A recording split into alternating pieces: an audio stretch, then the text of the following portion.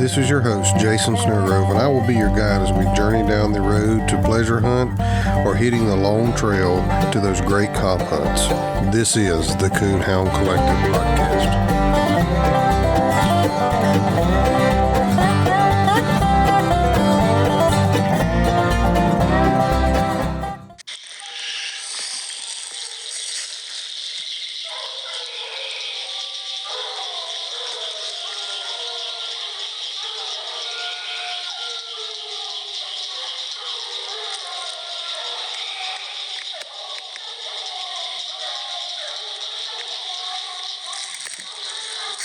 Two months later, tragedy strikes. From tragedy to triumph, this is the story of small town kennels and lone survivor.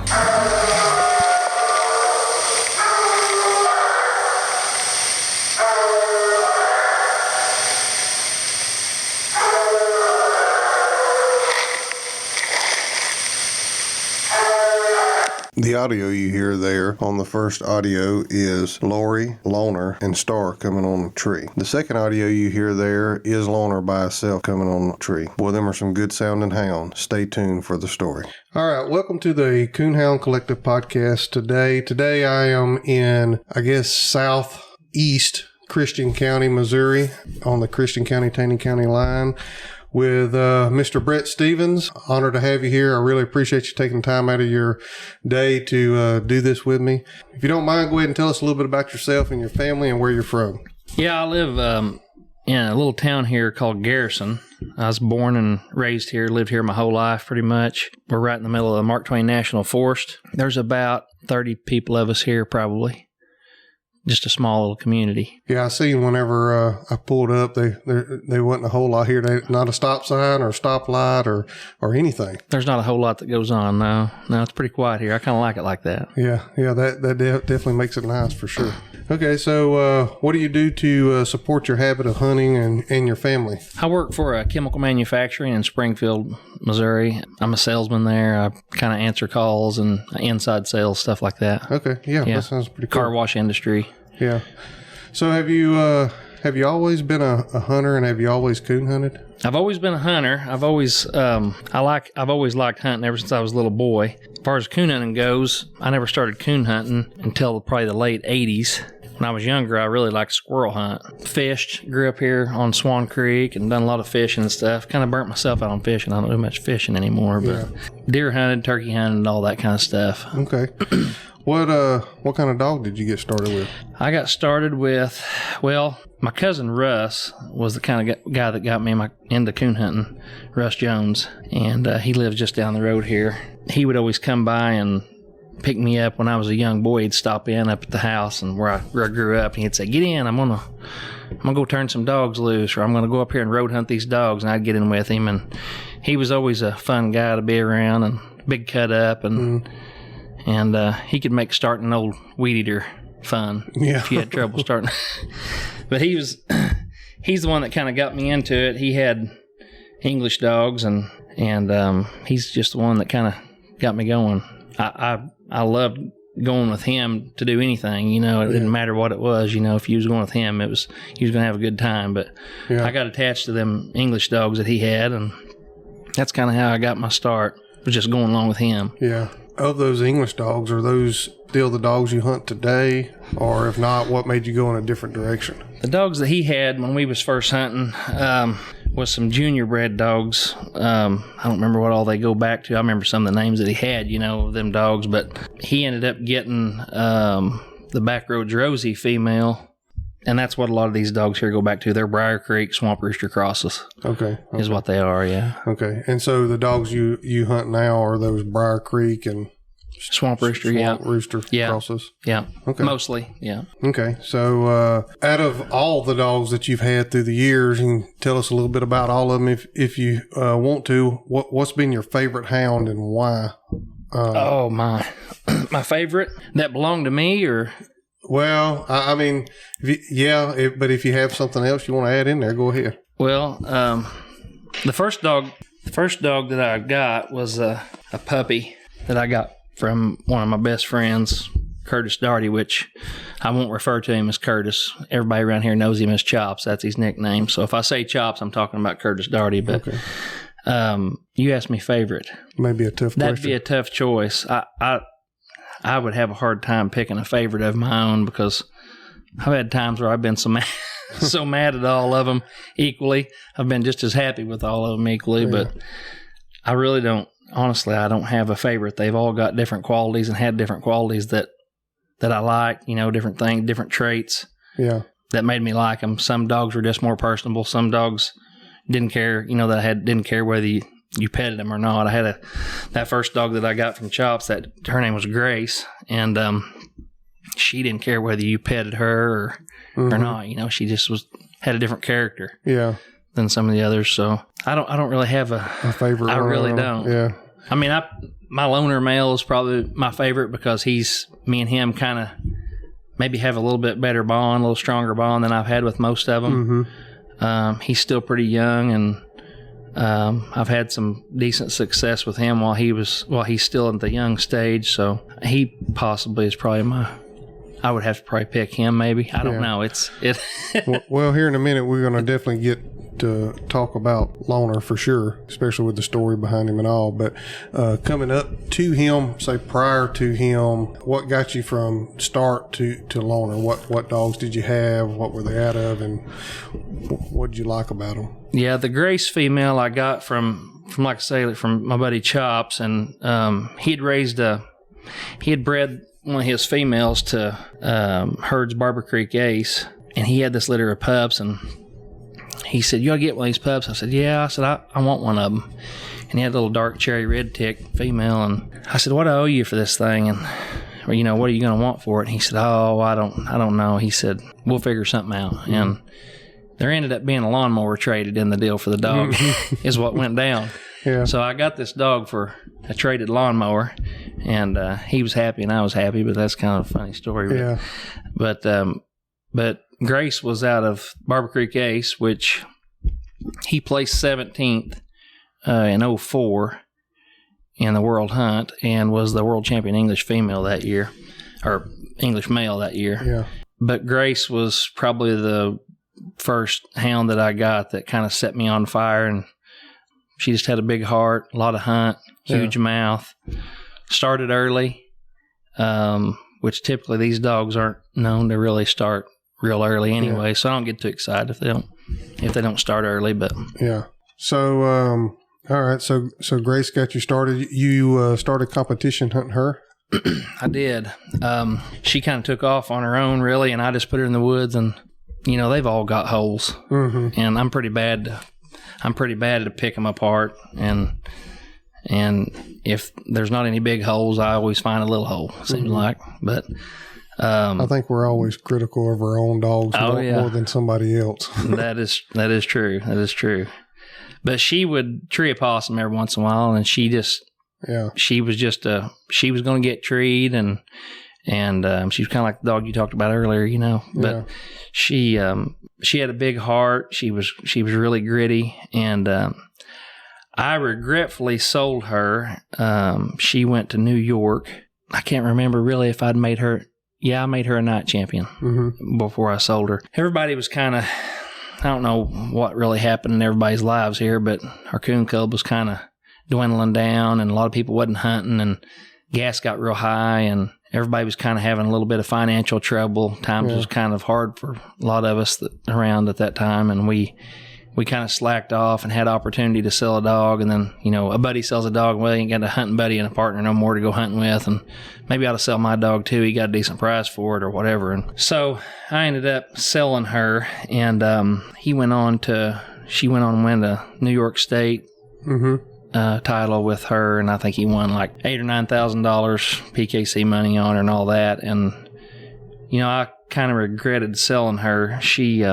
I really didn't know at the time what I had. Yeah, I've been there, done that. Yeah, so, but I've kind of measured all of my dogs. She's kind of set the standard for heart, and desire. You couldn't hunt her down, and she was just a really gritty dog. Well, I know we talked about this before. I miss her. Before we turned on the recorder, but to not be able to hunt one down in these hills is saying something, because it's some rough walking in some places here. It's different hunting here. Yeah, it really is. It's hard hunting here, and you can get in some bad areas. And I mean, it's not mountainous, or and there's harder hunting other places. I've been to some places that was just as rough, but most of the time you're going to be in places where I feel like I'm hunting on somebody's golf course or something most of the time when I'm somewhere else, But you can get down on the Arkansas line and stuff down there, and there's some rough hunting down there too.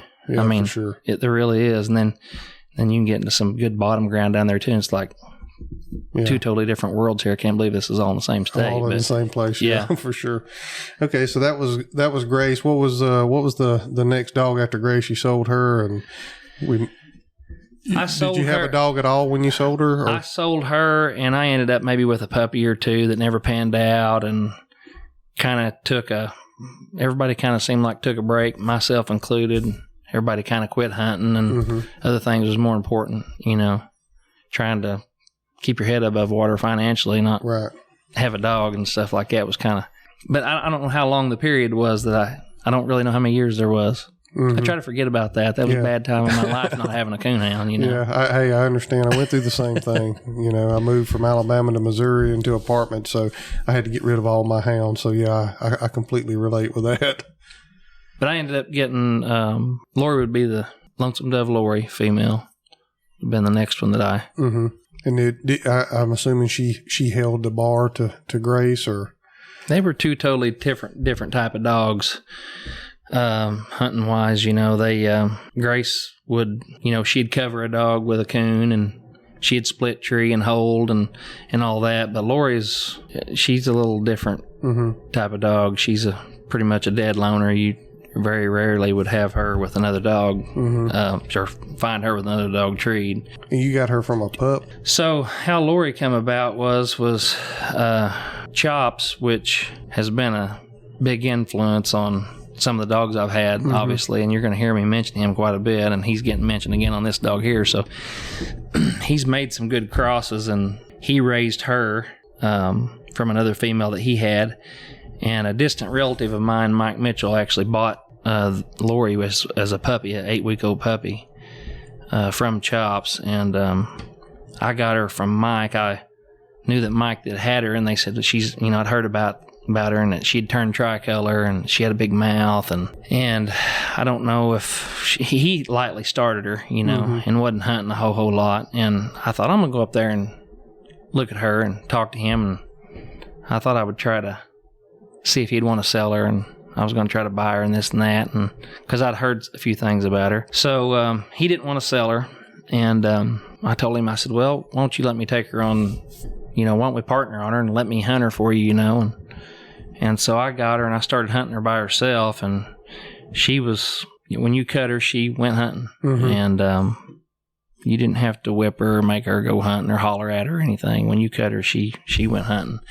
And so I started hunting her, and she started treeing coons and doing good, and she had a big mouth and had a lot of desire and a good prey drive and staying treed. Of course, I wasn't hunting her a lot with other dogs either, so I don't know how much pressure she could hold at the time. But anyways, she was just consistently getting under coons, and I thought, boy, she's, I've got something here. She's pretty nice, and I really liked her, and we kind of become buddies, and I'd tried to buy. I said, why don't you just sell me your half, No, I don't want to sell my half and this and that. So it was a good deal for him. I was hunting her.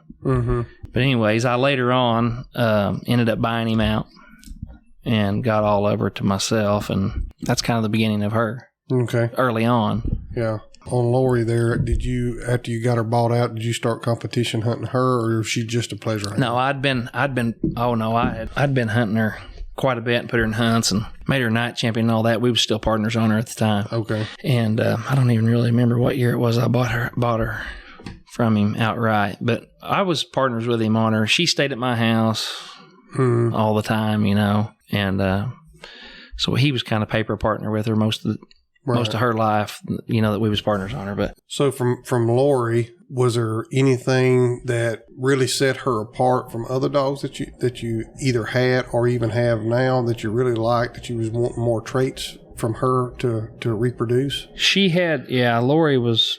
She's always been really special. You asked me earlier what was my favorite, and I get to talking about her and thinking about her, and you get to reminiscing on some old hunts and the past and stuff. And she's getting older, now. Right. And it seems like every time I go out there, I think it just seems like it was just yesterday. She was 2 or 3 years old, and I was out here going out here and putting a snap on her and taking her to the hunts. And so I miss taking her. You know.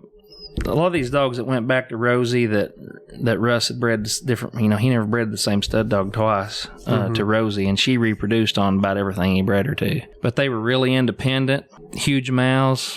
They were hard going, stay put tree dogs. They didn't come back. They just, when you cut them loose, they didn't have no reverse. And I wasn't necessarily at the time sold on the dead loner thing. I'd never really had that type of dog. Prior to that. Right. And, but when I got to hunting her and putting her in some hunts, seemed like I was always taking second or third strike, and she was off by herself, and I'd go in there and find a coon, and I thought, this is pretty nice, I like this.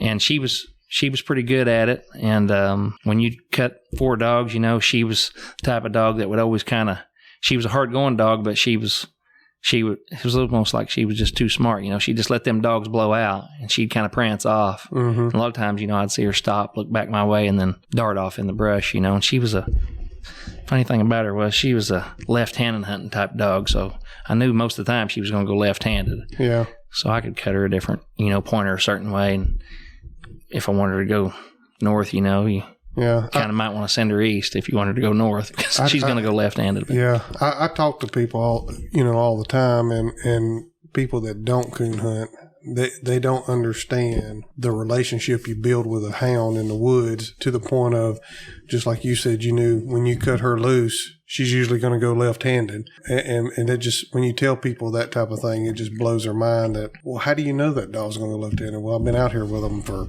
5,000 nights or whatever, hunting them. So she actually had also one thing that was kind of unique about her was her locate. She would, I drew a guy a time or two back years ago and would try to pitch a dog on you, She was pretty good about getting a guy that knew what kind of dog he had, and if she was off over here and he thought his dog was going over there, she had the right locate, which a lot of them do, but she had the right locate, and she had the locates like, you better not trigger on this one, And the locate that sounded the best was just one big long dying ball that was just, you'd go, wow, boy, she's got a beautiful locate and all that. You better not trigger on that one big old dying long ball.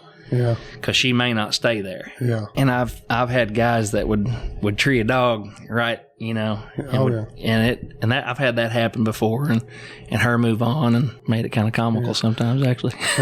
Well, I got one at the house that he's got a beautiful locate, but you better not. I hope you don't hear that one in the woods, because it ain't a coon. Better not hook him on that one. Yeah, no. Okay, so you still got Lori today. And how old is she today? 12 model. Okay. And you've had some puppies out of her? She can't have puppies anymore. So I've had a few big litters out of her, and then I had like her third or fourth litter. I started having trouble. Pups was getting hung and stuff like that. Okay. And she was just having trouble having pups. From Lori, where do we go from there? I hunted her and finished her out, I guess, in UKC. Yeah, I made her a grand night pretty quick, and then I got her qualified 3 times the world hunt. Okay. I've had her for a long time, so I got a lot of history with her. Yeah. And a lot of stories, but you may not want to hear all of them. But she, I qualified her 3 times, and I didn't advance to the top 100. So I'm gonna keep trying. I had some bad breaks at the zones and this and that. And in 2018. We made it through the top 100, and that was a big, big deal for me. I've always wanted to do that. Yeah. And but then once you do, I don't know. I thought, I thought I had a good chance of doing it and pulling it off. And sometimes you'll get close and fall apart. Things won't happen. You don't catch a break or Right. whatever it might be. And things just worked out where she made it, and I was like, wow, I've always wanted to do this, you know. Mm-hmm. This has always kind of been a dream to make the top 100. You've heard of other people doing it, or whatever. So I thought, well, I made it the top 100 now. I need to focus on. I just need to go up there, and I just need to win my cast. Mm-hmm. And I want to make this top 25 or 24 is actually really what it was that year. But we had some health struggles prior to the World Hunt. At the zones, the day prior to leaving for the zones, I went out there to get her, and she was carrying a leg. Oh, my goodness. And I just debated. I was like, oh, I'm not going to be able to get to go to the zones, and not going to be able to get to hunt here. And she limping around a little bit, so I soaked her foot in some Epsom salt. I thought, I'm just going to load her up and take her. I think it was in Veneta then, if I remember right. I thought, well, if I get over there and unload her, if she ain't any better, I just won't hunt. But I've got to go, I got to make the trip. Mm-hmm. And I unloaded her, and she acted like that she didn't even have a bad foot on her no more. So I was pretty excited. So we made it through the zones, and next was the World Hunt, and it was in Mount Gilead, Ohio, and it was going to be a pretty long drive for me. And Lori don't haul very good, so I thought, I'm going to forget what day it was. I'm going to leave on Tuesday, whatever. I'm going to get up there for sure to try to get up there a full day in advance. Right. And but while I was at the zones, her eyes had swollen shut. She got some soybean. Oh, and my goodness. Yeah, she was in a mess, and she didn't feel good. And I mean, you could tell that she just really didn't feel good. Yeah. And her eyes was basically swollen shut, both of them. I thought, this is a bad time for you to have your eyes swollen shut. I'm fixing to go to the World Hunt. You don't even know what you've done, You don't even know what you've accomplished. And I'm so excited, And anyways, my wife made a few phone calls, and actually she'd called Russ. We always kind of like to call him our hometown vet, that just isn't on paper. He's a vet, but he's right.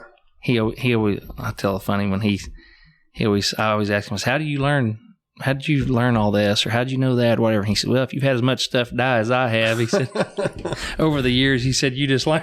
Yeah. You just learn. But anyways, he said, I know what she needs, but I probably don't have any. I don't have any of it, and you may not either. And anyways, I'd cleaned her eyes out and all kinds of stuff, but all kinds of different things in it, and trying to get her to feel better. And we got her some prednisone, and that helped a lot, and got the swelling down. So I was packed and ready to go up there, and go out there, and you have a dog with their eyes swelled shut. She just don't act like it. And it's like, golly, what is going on?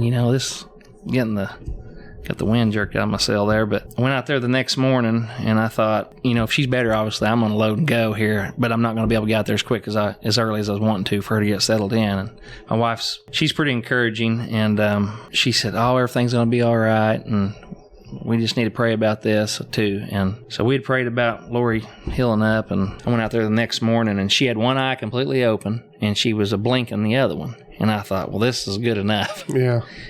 Oh yeah. We're going to Ohio. Yeah. And I got all excited, and so we headed to Ohio. So you didn't get to get out there, though, the day ahead of time? I did not. Did that affect her performance, you think, out there?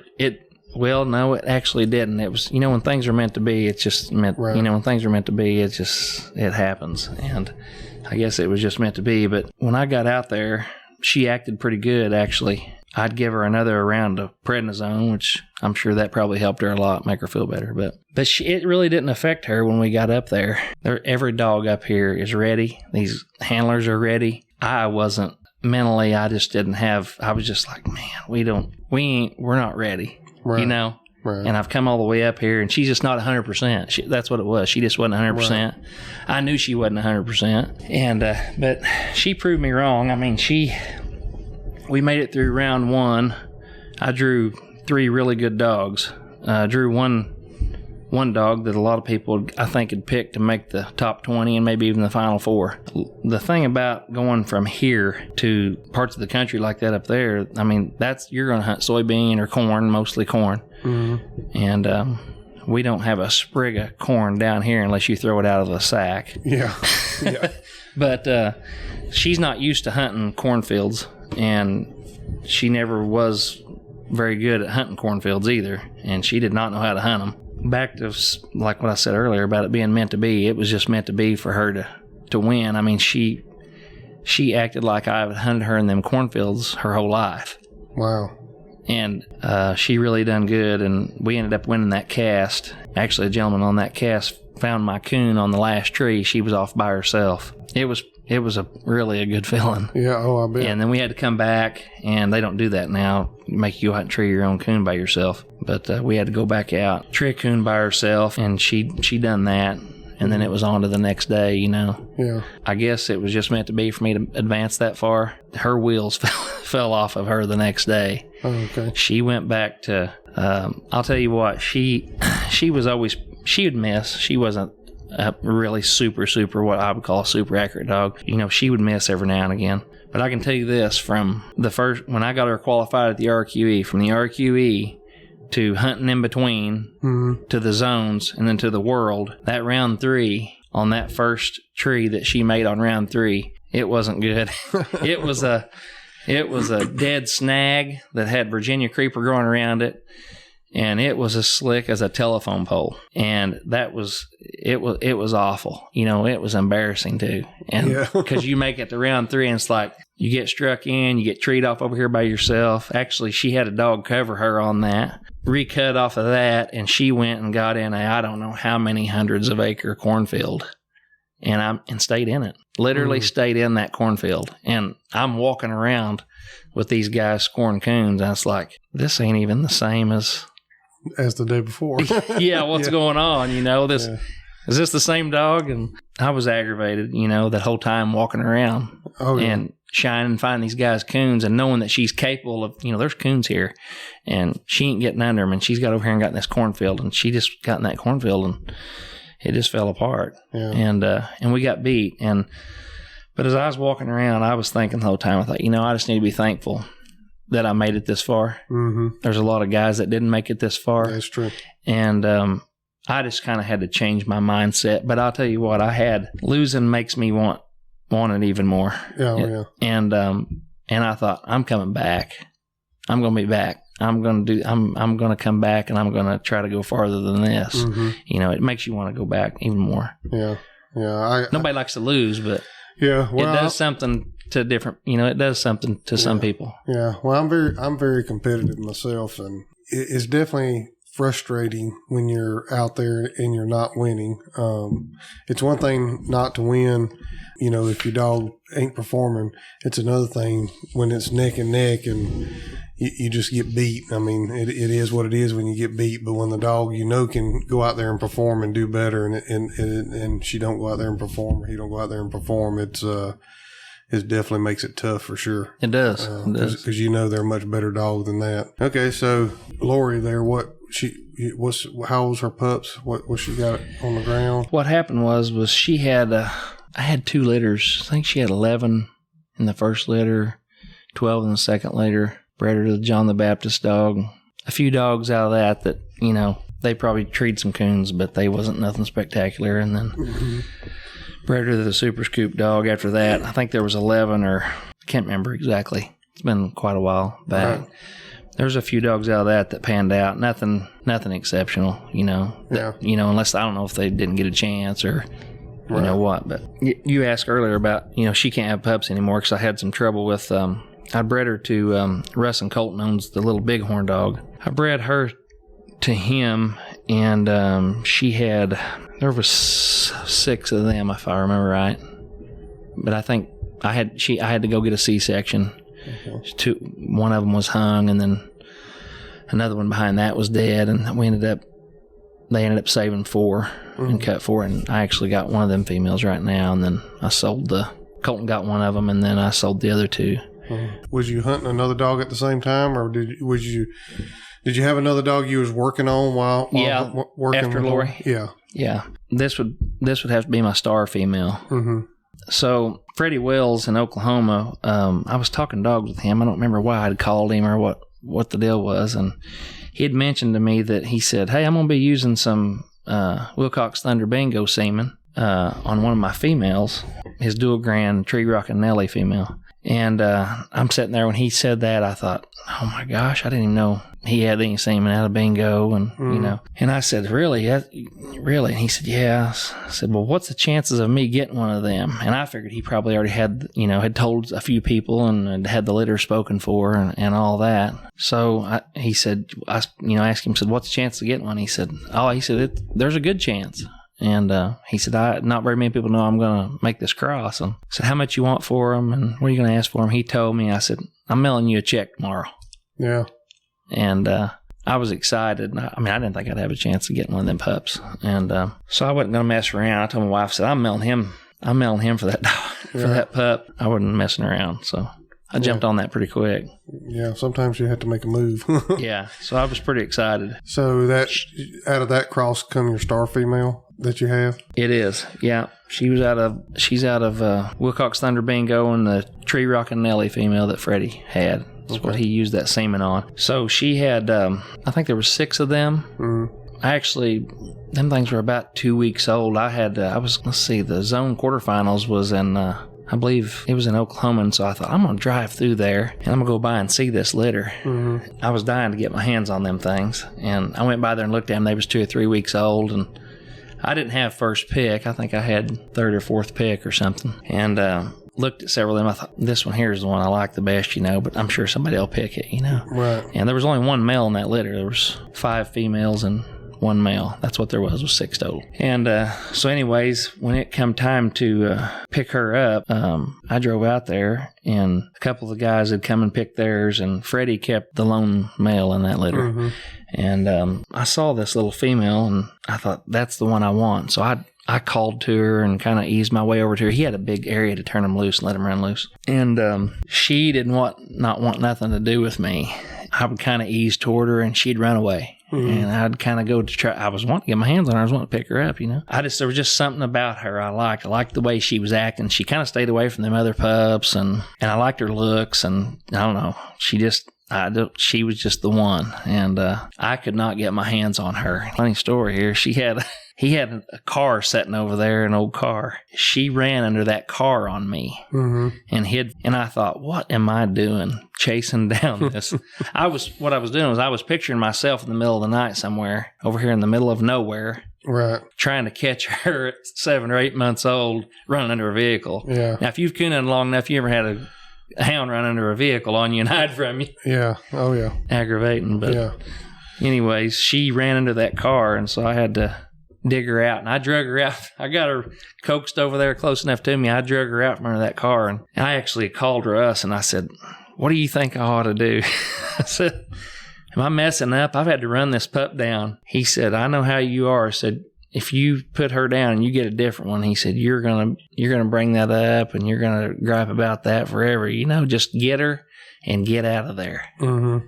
And she'll warm up to you, And I thought, yeah, he's right. She'll warm up to me. And I just had my heart set on her. So anyway, I always like to try to think of a name to name my pup before I ever get it or before they're born. Or, like if I got a litter coming up, like I want a good name. I like unique names, and I was wanting to think of a good name for her, and I couldn't come up with no name. And so I got her, and I'm going down the road, and I called my wife. I said, I've got her in the back, and I went ahead, and she goes, well, did you get the one that was running for? I said, yeah, I've got her. I said, she don't want nothing to do with me. And, we laughed.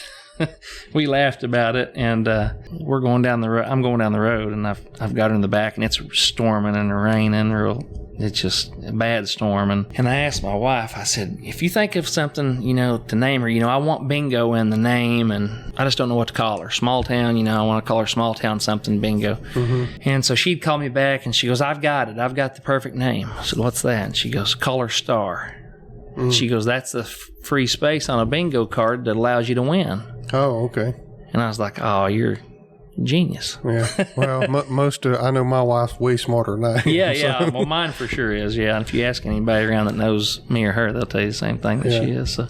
So yeah, I said, all right, well, I'll think about that. And I'm driving down the road, and I'm driving down the road, and I get behind a tanker on I-44.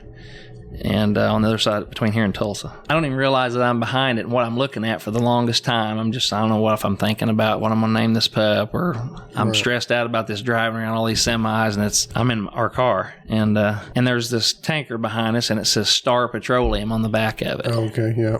And I was like, this is a sign. Yeah. I'm going to name her Star. Yeah. What's the chances of me pulling up behind this? And I'd been following this tanker for a little while, So that's how I came up with her name. Okay. So where'd you go from there with hers? So I got a phone call. She was about 4 to 5 months old. And I got a phone call from Freddie, and he said, how's Star doing? Is she healthy? I said, yeah. He said, well, she eating good? And I was like, yeah, she's eating good. Drinking good? Yeah. I said, what's going on? What's up? He said, there's one of the pups in that litter's died, and another one's really, really sick, and these dogs kind of was strung out across the different parts of the country. And he goes, nobody knows what's really going on, but these things are dying and not eating and not drinking, and they're kind of dying. And he said, actually, he kept a male and a female, and I think it was the female maybe that he'd have to maybe correct us on this, but I think the female got sick first.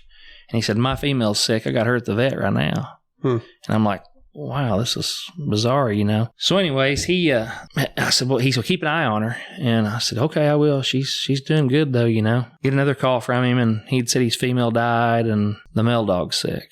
Got him at the vet. How's Star? Is she good? You ain't? No, yeah. I said, she's good. Everything's fine. So anyways, long story short, he lost his male dog too, and Larry Wilcox actually got one of the pups out of that litter as well, and his had got really bad sick, and it died. So that left my female, and another female in that litter was alive still at the time, and everything was fine.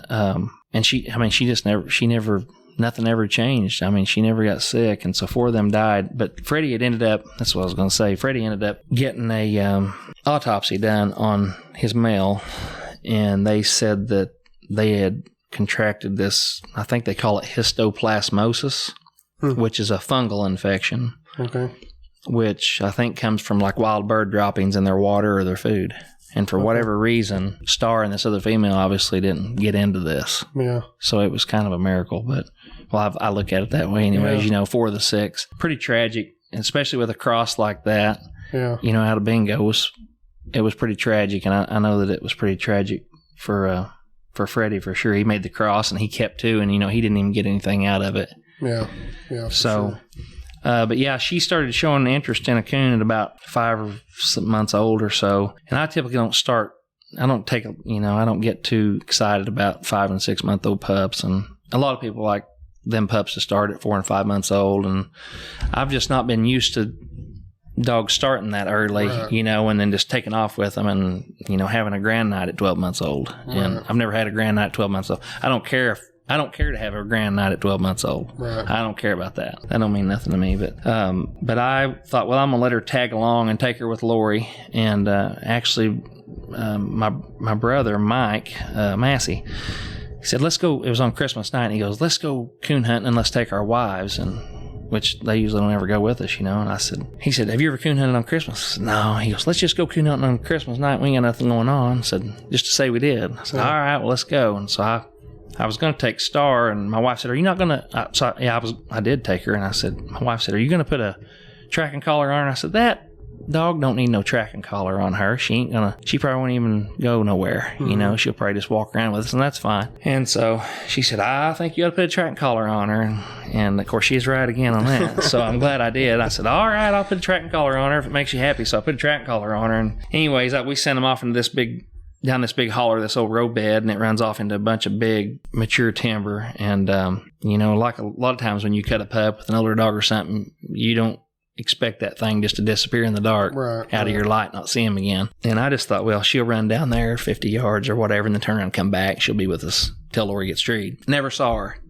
Got my Garmin out and looked, and Lori had struck a coon and was running it up the holler. And I looked on there, and she was, 300, 350, 400, and Lori was there. She was right with her, stayed with her the whole time. And that may not be a big deal to a lot of people. A lot of people may have dogs do that all the time, but right.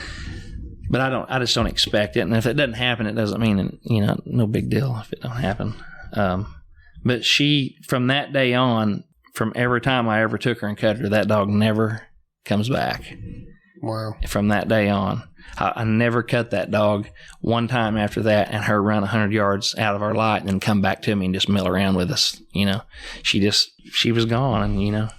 She was at the tree. Lori had treated den tree. Star was there. She was milling around the tree. She wasn't barking tree or nothing, but she was there when we got there. She followed her the whole way. Yeah.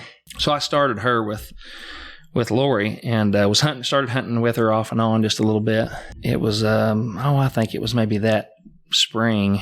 She blew up and located off over here a little bit away from Lori and fell tree. And I thought, oh my gosh, she split treed by herself over there. And, that's a moment that we all wait on happening when that happens. And because she was running and treeing with Lori and stuff, and knocked some coons out to her and stuff, or prior to that. But she got split treed, and I about rolled my ankle running to her. I was trying to get to her as quick as I could. I was wanting to get to her, And she had a coon, and Lori had a coon. And from then on, I thought, well, I'm going to just start hunting her by herself. Mm-hmm. And I had hunted her a little bit by herself prior to that. She wasn't doing anything consistent, by herself.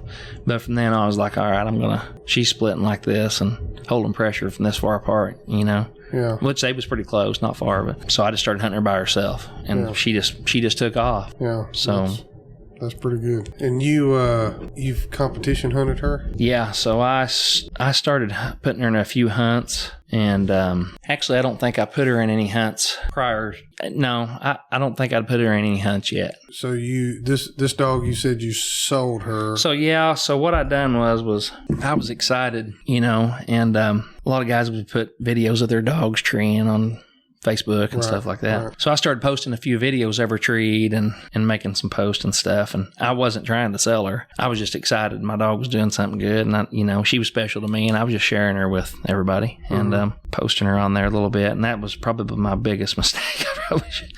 I probably shouldn't do that, or shouldn't have done it. But so I got this phone call. Brad McDaniel from Georgia had contacted me, and he said, hey, I've been seeing some of your videos, and tell me a little bit about your star female. And I was like, well, what do you want to know? And then I was like, well, why do you want to know this anyways? He said, well, I ain't gonna lie, I ain't gonna beat around the bush. I'm interested in buying her. I said, oh, she's not for sale. I'm not trying to sell her. Mm-hmm. He goes, well, tell me a little bit about her. And I said, well, Brad, she's just young. I said, she's just now starting, she ain't finished. She's just started dog, and like what I'm seeing, I'm just hunting her. I'm just in the process of trying to make a dog out of her. And he said, well, I want to buy her. I said, well, she's not for sale. And he said, well, everything can be bought. And I said, well, that's true, everything can be bought, but I really am not trying to sell her. I said, you saw that big brand on her hip, that S on her hip? And he said, yeah, I saw that. And I said, that means that she's staying here at my kennel, and that S is for Star and small town, and then my last name's Stevens, so that's why I got the S. But I said, she's staying here. She's gonna die here. And we talked a little bit, and he said, well, I'll call you back in a few days. I said, that's fine. You can call me back. We'll talk dogs. I said, but I'm not, she's not for sale. And then the next thing, I get a text, and then he calls, and then it's a text, and then a call, and then a text, and one thing after another. And he wanted me to price her. And I said, she's not for sale. I'm not pricing her. She's not for sale. And he made me an offer, and I said, no, I'm not. I appreciate you wanting to buy her and all. I said, I appreciate your interest in her, but I don't want to sell her. And so another phone call, another text, and asking more questions and wanting more videos. And I was honest with him. I told him, I said, this is what she'll do. This is what she won't do. This is what I like about her. This is what I don't like about her. But I'm not trying to sell her. I'm just answering these questions. And he finally, each time his offer just kept getting higher and higher. And I thought, this guy's crazy. If Brad's listening, I love you, Brad. But I thought, this guy's crazy, and I told my wife, and she said, look, she goes, you do whatever you want to do. These dogs are yours, and this is your passion. This is your thing, and you do whatever you want to do. And so he finally broke me down, and I said, look, I'd have to have a pup off of her. He goes, that's fine. That's fine. What do you, and he had bought the Crow dog off of Seth Ish, and I said, are you going to breed her to Crow? I want to know what I'm going to get a pup out of. He said, are you going to breed her to Crow? And he said, yeah, I want to breed her to Crow. And so we made a deal, and I actually had her entered up for Autumn Oaks. Okay. I delivered her up there. Brad's a good guy. He really is. And he said, look, I want to pay for your trip. And I said, nah, you can pay for my trip. He goes, yeah, if you're going to bring her up there, I'm going to pay for your trip. And And so he gave me some extra, and he didn't have to do that, but he did. And I sold her for a very large amount of money, and I'd never done that before. Yeah. Besides selling Grace, and which I regretted. Ironically, Grace and Star almost were an identical. They looked like littermate sisters. Yeah. Which was kind of neat. And so I thought, I'll never get rid of Star. She's making a dog for me, and she's bred out of this world. And right. So I met one of his dog handlers up there and sold her. And, he took her from me, and they didn't hunt her in Autumn Oaks. And after I'd sold her, I thought, man, I messed up. Yeah. And, I know there's a lot of guys out there probably that's listening that sold dogs. And my wife said, if you can live with not having her, that's fine. And, if you think you can live with not having her here, then sell her. It's your your deal. And I thought, well, for this kind of money, I can live with her not being here. Yeah. And I tried to find me a replacement. And I couldn't find me a replacement. Nobody the good dogs out there ain't for sale. Mm-hmm. So I was having a hard time finding a replacement. Hindsight's 20/20. It was actually probably a good thing that he bought her from me. He owned her for probably 11 or 12 months. I ended up getting her back, which was a miracle in itself. I never expected that to happen. But you want me to go ahead and tell the story about how that happened? Yeah, go ahead. He bred her to Crow and had the pups, and I was going to get pick of the litter. I'd kept up with him on her. We stayed in contact, and I'd ask him how she was doing and this and that. And I don't think that he'd hunted her a lot. And I think his main thing was he was wanting to get her bred. Mm-hmm. Didn't want nothing to happen to her. Wanted to get her bred, have pups out of her and Crow, which was going to be a good cross. And so he thought, and I did too. And it was a great move. And she had the pups, and one day I just sent him a text out of the blue, and I said, are you ready to sell me my dog back? He texted me back, and he said, it's funny that you just asked me this. I'll get back with you. I just had to recover her. We about had a bad accident. I said, all right, yeah, give me a call. Now, the whole time I didn't know, I was thinking, what's he talking about? Yeah. How old was she at this time? She wasn't 2. Okay. She wasn't 2 yet. So it would have been I want to say this would have been her second time coming in heat. Okay. That he was going to breed her to Crow. So he calls me. I said, what's going on? What happened? He said, man, he said, I took her down here. He's got a sporting goods store. And he said, I had her tied up down here at the store. I don't know what he was doing with her down there, but he said, I had her tied up and she broke the snap or something happened. She got loose and went down a county road next to the county road, whatever, and then crossed a really, really busy highway and got treed on a den tree on the other side of this. I can't remember if it was a 4-lane or 2-lane, real busy 2-lane highway, but a big, busy highway down there. And he said, I can't believe it. And I said, well, did she have a coon? And he said, well, I didn't look for no coon. I just want to get my hands on her. And, but anyways, this is the middle of the day. But anyway, so I don't know if it was a coon or a squirrel or what it was, to be honest with you, what she was treed on. But she was treed and he got his hands on her, which was a miracle in itself. And he said, well, I might be interested in selling her, back to you. This was after she'd had the pups. So he said, well, he said, I might be interested in selling her back to you. And the pups were either weaned or close to it. Mm-hmm. I think maybe he had weaned them off or something. I was going to have to pick a pup. And I thought, well, I'm going to have to pick a pup from a picture, and then I'm going to have to make a trip to Georgia, or I'm going to have to get a dog hauler. And he said, are you serious about wanting to buy her back? And I said, yeah, but I can't afford her.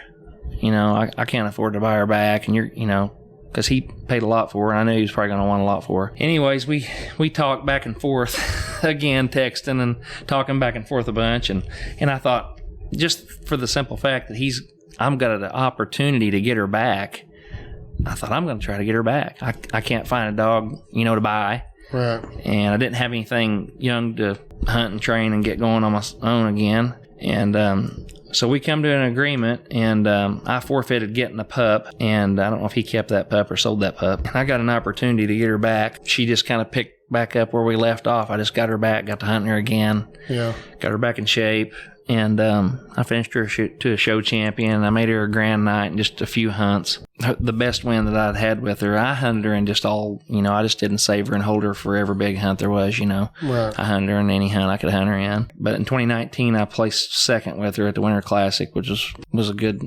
deal. Yeah. I was pretty excited about that. And then I qualified her for a Tournament of Champions in 2021. Mm-hmm. And but I wasn't able to make that. She was pregnant, so I wasn't able to take her out. take her to that one. Yeah. So, but she's pretty valuable to me, but I think she's probably just as valuable to our breed as much as she is to me, to be honest with you. Yeah, she's definitely a good looking hound. Thank you, I appreciate it. She's a really nice looking dog. I think she's the only Grand Night directly out of bingo out there right now. I don't think there's a living Grand Night out of bingo at this time. Mm-hmm. But there ain't very many bingo pups out there either. So yeah. So getting her back, getting her winning second at Winter Classic, and getting her qualified for TOC. Where did you go next? Do you continue to hunt her, or do you have another prospect come up that you could start? Yeah, she was so valuable to me that I just got. She's such a hard going female. She don't come back. She's going to get treed, and you know where we live down here in this country, and we do have a few caves, and you know when you turn one loose, it don't matter where you turn them loose at. I mean, there's always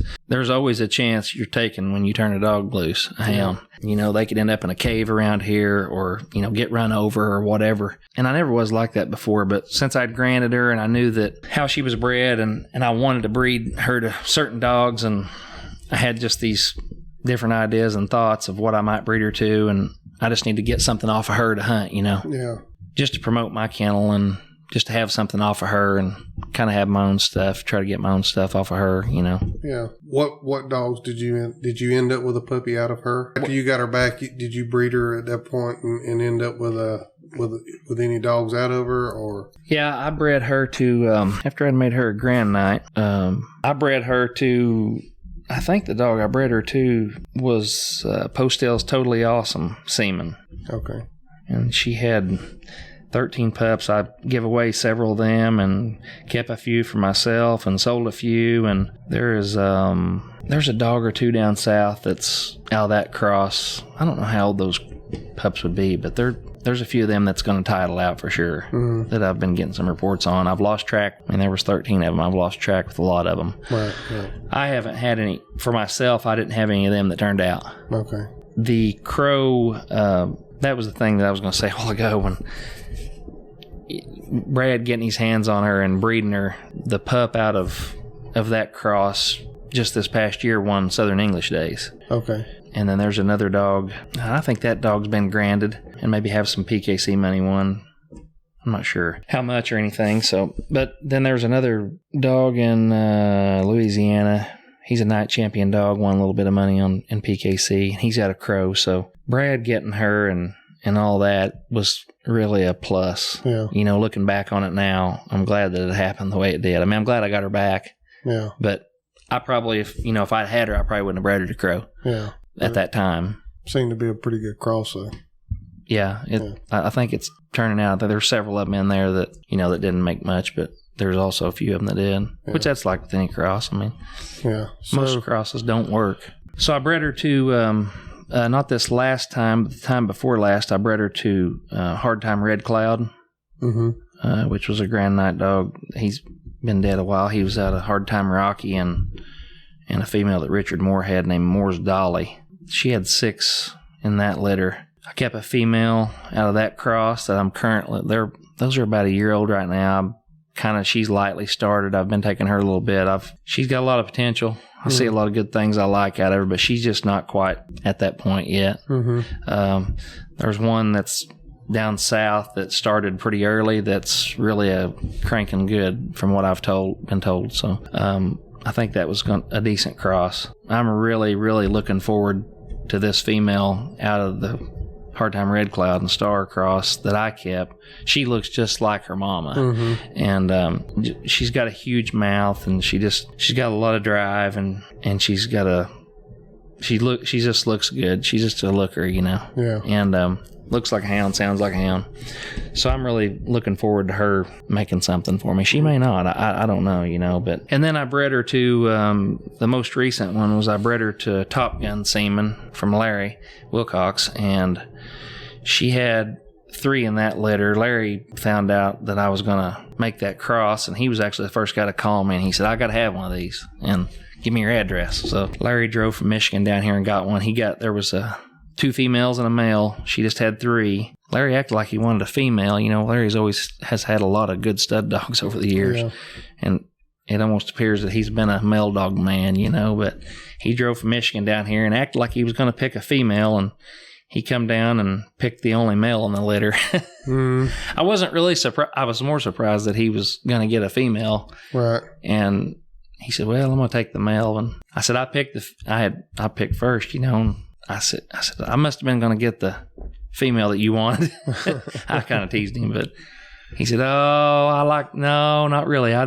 This male's growed on me, I had a few guys said, he's going to pick a female. I bet he picks a male. I bet he picks that male. Why wouldn't he pick that male, And that male was a big houndy, good-looking little pup. Yeah. But I got to meet Larry, and Larry come down here. That was an honor for him to drive all the way down here. That meant a lot to me. Yeah. For Larry to drive from Michigan, And as a younger guy, I'd always look at all of Larry's ads in the magazines and all that, and and it's like, I can't believe Larry's coming down here to my house, Yeah.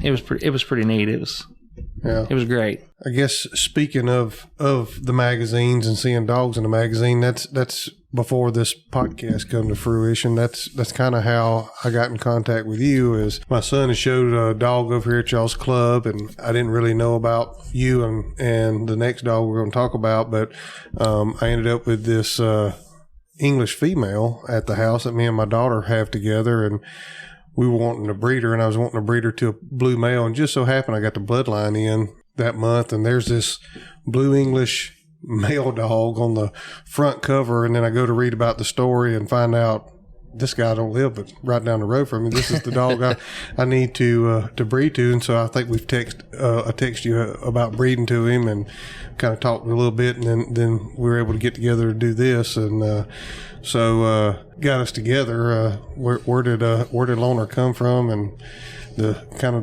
the whole story there on him? So I trying to figure out how I was just thinking, what could I breed Lori to, and try to get the perfect cross, and everybody's always trying to think of what they could breed a dog to create the perfect litter, and or get a high percentage of them. You're not going to create a perfect litter, but and I knew I wanted something out of her, and she was getting older and this and that, and of course Lori was always special to me, and the traits that she has, I desire those traits, and I just thought a lot about it. And my cousin Russ, which I talked about earlier, he had the Rosie female, and he bred Rosie to the Cabin Creek Rowdy dog that David Menson from Oklahoma had. That cross was really exceptional. I don't remember how many of them dogs titled out of that cross, but I do know this. I got the runt female out of that litter, and I think that she might have been the only pup in that litter that didn't make anything.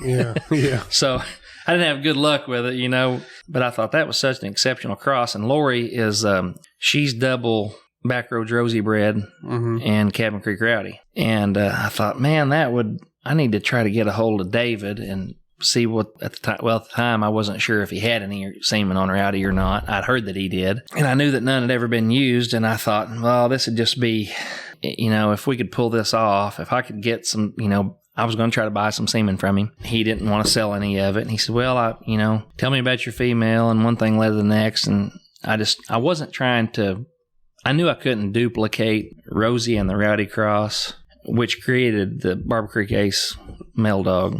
That dog was a coon dog. And I would be lying if I didn't say that I was trying to create an ace, Yeah. I knew that it probably wouldn't happen, but I thought, man, that'd be just unreal if I could, right. If this would happen. And a lot of things got to go into play for that stuff to happen. I mean, the dog's got to have the want to, and you got to put in the time. Right. And everything has to line up, obviously. But I'd contacted David, and he said no, he had never used it before. And, I was like, was the semen good? And went through all that stuff with him. And he said, well, what are you wanting to use it on? And I told him about Lori. And he said, yeah, I've heard about her and this and that. What kind of mouth she got? What's her style? And, just asking me several questions. And he said, we might do something later on. And, he seemed a little hesitant. And I thought, this ain't going to happen.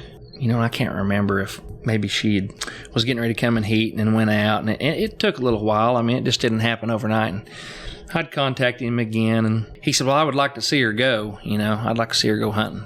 and before we, if we was to decide to do this. So I'm not going to give you an answer over the phone, yes or no. But I'd like to see her go. Said we need to get together sometime. I said, well, come down, and he came down. And it was in the wintertime. It was down here. Mm-hmm. Him and one of his buddies come, and they come down and brought their dogs, and we went on a hunt. We had a good time, and Lori put on a show.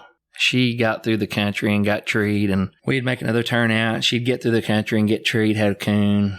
Get through the country, get treed, have a coon. She just really looked good. And down here, it's funny. You tell people, you treat a couple coon down here at night and you had a good night, and people laugh, when you tell them that. And they don't know that until that. And you even mentioned earlier, where you came from to here, it's a different ball game. Oh yeah, and it really is. And I mean, that ain't all good and great. I mean, it's just, that's the deck that we're dealt. We have to play those cards here. I live here. I don't have no choice. I either deal with what I've got here and hunt, or I just don't coon hunt. Yeah. But she did. She looked like $1 million, and I was excited because I thought, this is gonna seal the deal. Mm-hmm. He's gonna want to do it. Mm-hmm. The funniest thing about this whole deal was we was walking out, and before he was getting ready to make another turnout. Well, no, actually, it was our last turnout. And David said, "I believe your female's coming in heat."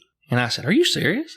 And I checked her. I said, "Boy, she is starting to come in." And the funny thing about, and the reason I tell you that it was meant to be, like even taking her to the world hunt and stuff, is about 3 weeks before Lori would come in heat, and about 2 to 3 weeks after she went out. I mean, she was just an absolute lunatic. Yeah. I mean, she would just, if you wanted to see her look bad, you'd take her hunting. I mean, I knew I always keep track of them anyways about when they're going to cycle. But boy, about 2 or 3 weeks before she comes in heat, I mean, she just looks silly. Yeah. I mean, she just can look so awful. And I could not believe that she was coming in heat and she just put on a performance like she did. Right. And it was just meant to be for that to happen. Dave was like, well, I want to do this thing. So he had agreed to make the cross, and we had kind of kicked around ideas. Well, how are we going to do this if she has this many pups? And, we had to, I said, well, we need to have it in writing, that way there's no confusion. And, what we're going to do when these pups are born. I know what we're going to do. There ain't nothing that neither one of us are going to forget about, and we're going to know who gets what pick and this and that, what order, and who wants what. So we come to an agreement on everything, and it was all fine and dandy. And then 2 months later, tragedy strikes. So she's having trouble. She's due to, we make the cross, and I get her artificially bred. She was having trouble having this pup, and so I had to rush her to the vet, and she had to have a seat. They said, well, they'd done a x-ray, and they said, she's got a puppy in her. Mm-hmm. And I said, a puppy? And they said, yeah. I'm like, one pup? That's what I was thinking, one puppy. So they do a C-section, and I'm out there in the waiting room, and they come out, and they come carrying this. I'll never forget this as long as I live. They come carrying this little container out, and they said, well, we got, they'd already told me, bad news. And they said, one pup. I was like, well, great, that's bad news. And he comes out, and I said, well, what is it? And the guy at the vet, they knew I was a female guy. I've always been a female guy. He said, well, you're probably not going to be very happy. I'm like, oh, great, more bad news. And he said, it's a male pup. I was like, oh my gosh. It's a male pup? One pup, and it's a male. I'm like, this thing is going south, And then he walks over to me, and I look over in there, and I'm like, a blue one? And, a lot of people like blues, and I shouldn't care what color they are, really. As long as they tree raccoons and we like them, that's all that matter. But I like a dark cherry red tick or a tricolor. And I saw it was blue. I was like, oh, But the good news was the pup was alive. Yeah. I mean, I was devastated that thing was not a red tick female. Yeah. I was just, I was devastated that it was only one pup. But anyways, I called David, and I said, well, I got bad news, Good news and bad news. Bad news is we've only got one puppy, and the good news is it's alive, and I had to have it cut out. And he said, oh, that ain't good, and this and that. And I got to thinking about us agreeing on that, how we was going to do that litter. It's kind of funny thinking about it, but we never discussed what we was going to do if she had one pup. Yeah. And because we just didn't expect that. We didn't expect it. Anyways, Lori, she takes, to the pup, obviously, and raises it up. About 5 weeks, we had a little cold stretch of weather, and he was born on October the 30th. Mm-hmm. And so we had this little cold snap come through. I was out there doing feeding and stuff and checking on animals and doing normal chores, stuff in the evening. And I heard my wife, she just screamed just bloody murder out there. I looked around the side of the house there, and here she comes. She's coming through the backyard from the kennel, and she's got this pup in her hands, and I can see this thing looks like a just drowned rat, and it's just limp. And I said, "What's going on? What's going on? What's going on?" And she goes, I just pulled him out of the bucket of water. I just pulled him out of that bucket of water out there, and it was cold. Yeah, it was them buckets of water. I mean, it wasn't. He should have never made it in that bucket of water, but I would guess he climbed up the side of that. It was just set up just right where he got his feet in the side of that wire and got up there to the handle of that bucket, and he hoisted himself up in there somehow, and he got in that bucket of water. Mm-hmm. And I don't know how long he had been out there, but if my wife hadn't have, this has a lot to do with his name, how he got his name, but if he hadn't have, I told my wife, I said, "Why don't you go out there?" And I had a heat bulb out there, and that's why she went out there. I said, "Why don't you go out there and check that heat bulb, make sure everything's good." And she went out there. She found him out there because we was pretty much done taking care of stuff, and it was going to freeze that night. Mm-hmm. It was getting cold. Temperature was dropping. It was getting cold. So we brought him in, and he was pretty much lifeless, and I was freaking out, and she was freaking out, and I was like, "Oh my gosh, it's the only pup in the litter." And brought him inside, and I called our local unofficial vet. I called Russ. Yeah.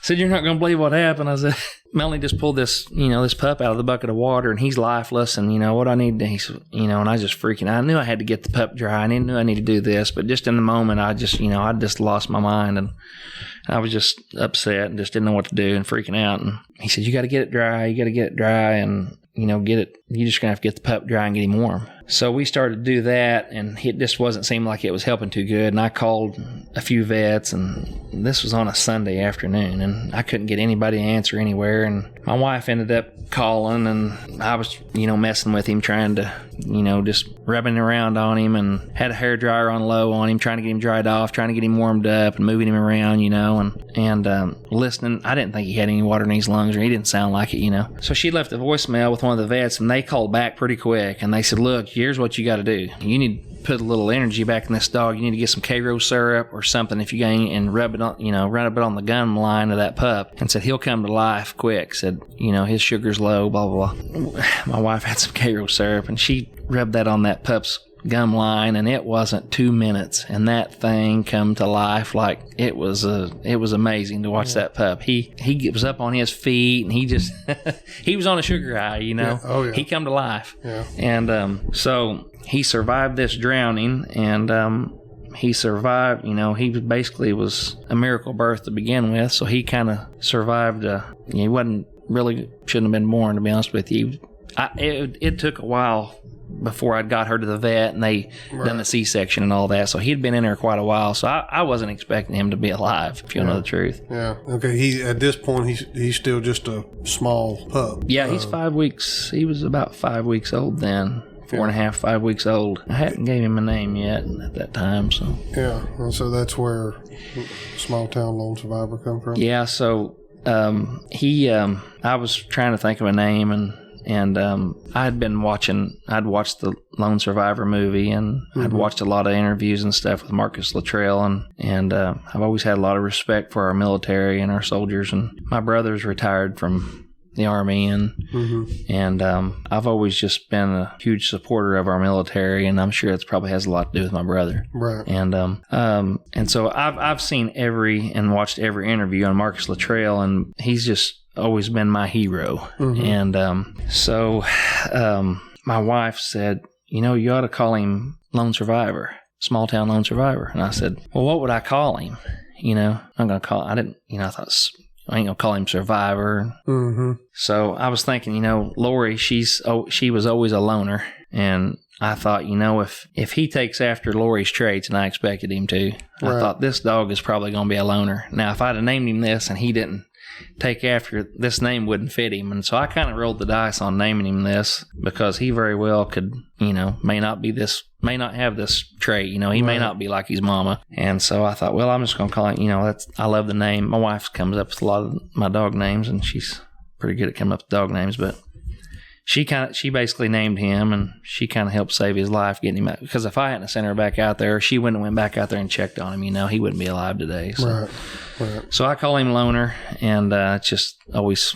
I said, well, I'm going to call him Loner, and it's just stuck ever since. So, did he start pretty early, or? He actually, this pup Loner was always a really super intelligent pup. I could just see it in his eyes. He was just a really, really smart pup. He was different than a lot of pups that I'd raised or had been around or had bought or had, it was just something different about him. But he started at about 6 months old. Mm-hmm. I showed him a coon and wasn't expecting much. He went berserk over that coon. It shocked me. I really wasn't expecting him to go, He had that bug-eyed, you've seen them dogs just have that bug-eyed hatred. And he did. He just had that bug-eyed hatred for one. And so I thought, well, shoot, I've never started, I don't get too excited about starting one this early, and I didn't have no other pup to start, and I thought, well, I'll start taking him a little bit, seeing what he does. And I didn't expect him, turn him loose. I thought, well, he'll go out there with Lori for 50 yards out of your light and mill around and end up coming back to you and 30 seconds or 5 minutes later be at your feet or whatever, I thought I'd start him with her, and it didn't work out too good. I mean, he would go with her when you cut him, but they was always ending up the opposite directions. Right. And, he started out where he was just exploring the country and, no telling what he was doing, but he was gone, and he'd just get through the country, and, he was striking a few coon tracks here and there and wasn't getting treed, but they was never together. And I thought, well, I don't need to hunt these two dogs together. Pointless. I don't need her, He's going by himself. I mean, every time I cut him, they end up in two different directions, and I'd always end up having to go to Lori treat, and he never was over there with her. He never did ever pull to her, or he never did ever go over there and tree with her or anything. And so I thought, well, I'm just going to put out a coon feeder or two, and I'm just going to take him by himself. And he had a really good nose, and I would pull up to turn loose to send him toward. At that time, had a coon feeder out, but he to start him, and I could tell you get him out of the dog box. I'd hunt off my 4-wheeler a lot too, and I'd get him out of the dog box off the 4-wheeler on my truck, and as soon as his feet hit the ground, his front legs was off the ground, walking on his back legs on the leash, walking around, and had his head in there, and he was a winding, and he was just sniffing and sniffing and sniffing. Turn him loose, and he'd just take off his head up. He just started getting under coons. He'd bark a few times on the ground, but he was just laying coons up, just started laying coons up on his own, just left and right. And he was winning that. It wouldn't matter how far I'd take him and turn him loose on a feeder or whatever. I mean, it seemed like he knew there was a coon around. And funny thing about him, boy, we have bumped heads a lot. He was a really aggravating dog to start. And because, I don't know, he was just a hard-headed thing kind of in a way. You'd send him north, and I'd want him to go this direction, and he might go out there 20 yards and then just turn right around and come running right straight back toward you and right behind you. And then he'd go hunt back south. I'm like, that ain't the direction I'm wanting us to go hunting, Right. And I thought, you're going to go the way I point you. And I would go catch him up, scold him a little bit, take him back up there, cut him loose. Didn't do any good. I was wasting my time. He was going to go wherever he wanted to go, no matter what I done. Mm-hmm. And that was just the way it was going to be. What I started figuring out was when I was doing this was in the beginning, a lot of times when he would go the opposite direction, if I wasn't getting treed on a feeder or something, I didn't just pound feeders and hunt them, and I thought, well, I'm going to go turn him loose somewhere else where I think there's some coons down here, or I'd treat him with Lori or whatever, and or Star, and I would go turn him loose, and he'd go the opposite direction, and it seemed like he'd go the opposite direction. He was getting treed, and I was finding coons, and I'm like, well, he obviously knows where the coons are more than I do. Yeah. So maybe I need to cut him that way next time, and then the next time I might go up there and cut him that way, and he would go the direction I want him to go the night before or 2 nights before or whatever. And so he really got aggravating. And one night I turned him loose off the side of a county road, and he come out and hit the road and went right back up the road. I was like, oh, you don't want a dog running the road, and that's the worst thing you want. Up the road he went. I checked my Garmin, and I was a long ways from a highway for him. I was on back road, county road. There wasn't no traffic out there. And he'd went up the road. I don't remember that time. It was maybe 8, 9, half a mile. Way up the road he went. And then he just fell off the side of the road and just bam, slam dunk, fell treed up there. When I get up there, I get out, he's treed. I went over there and he had a coon. give him the coon. What I didn't know was happening was I was creating a monster. Deer and stuff, they a lot of times, if they're not pressured, they're going to take the path of least resistance. If there's a trail that leads to a clover field or whatever, they're going to hit that trail, and it's easy walking. And that's just, as long as nobody bothers them or anything, that's where they're going to go. They're going to take that same trail down there. Right. And so this road, he was winning these coons out of the truck, obviously, was going back to where they were and was finding them and was getting underneath them. And he would do it just time after time. And I'd shoot him out to him. And I thought, man, this dog's doing a good job. He's got a good nose, blah, blah, blah. And I did. I created a monster. He got to running roads on me. I was like, man, this is not good. He's going to get run over. He's going to come out on a county road, hit a highway. And I'd talked to a few people, and I wasn't really sure. I'd never had a dog do that. Just had a bad problem do that. But, he was one night, probably one of the nights that I hated him the worst was this night.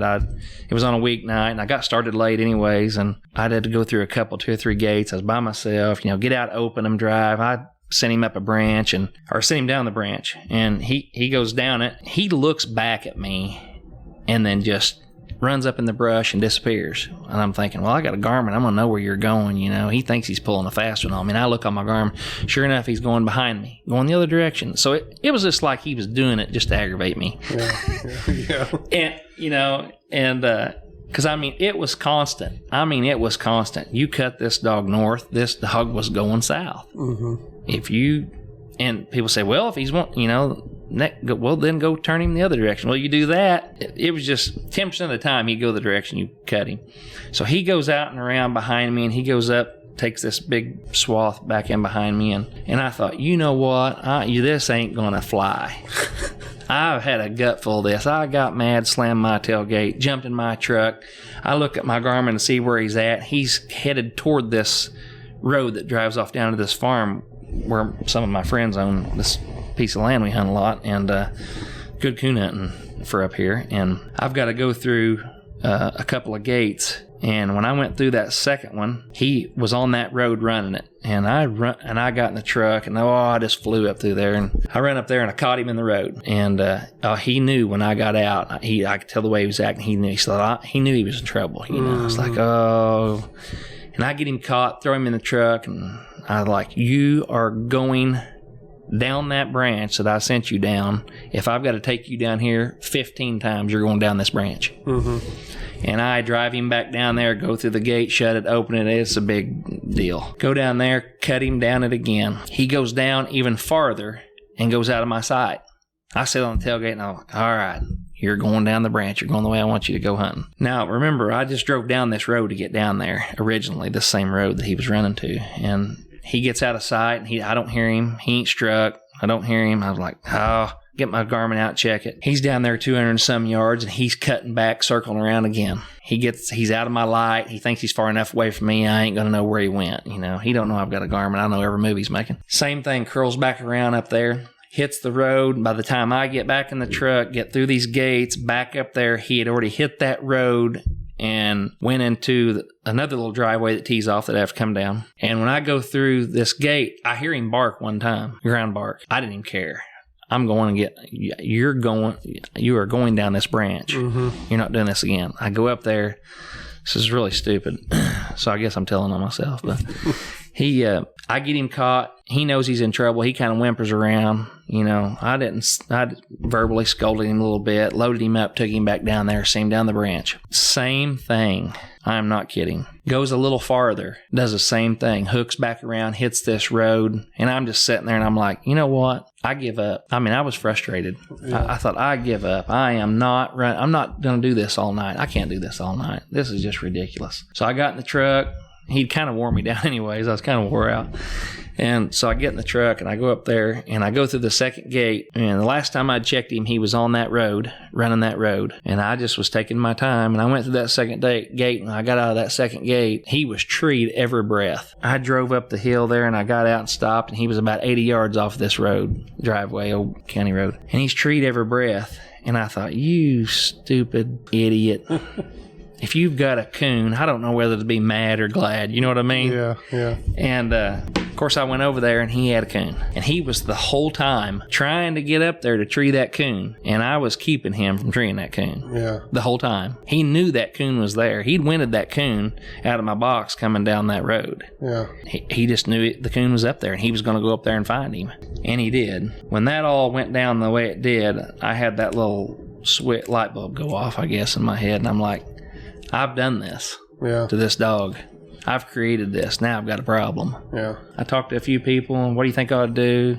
I ain't never had a dog do this. And some guy said, well, I'd do this, I'd do that. And I tried this and I tried that. Unexpectedly, he just quit running roads. It was the craziest thing. He just quit them. He just didn't do that no more. Yeah. And he got to where he was about 50% of the time going the way I'd cut him. Right. So anyways, that was kind of just, I didn't mean to get off on that. Oh, no. That's probably too long of a story, but. No, that's perfect. But he just, oh man, we bumped heads through that, and he had some ups and downs, and, he kind of went backwards on me one time and kind of fell apart. And I thought, oh, this is, this ain't right. This dog was doing really good, and I wasn't trying to burn him out. And so I really don't know.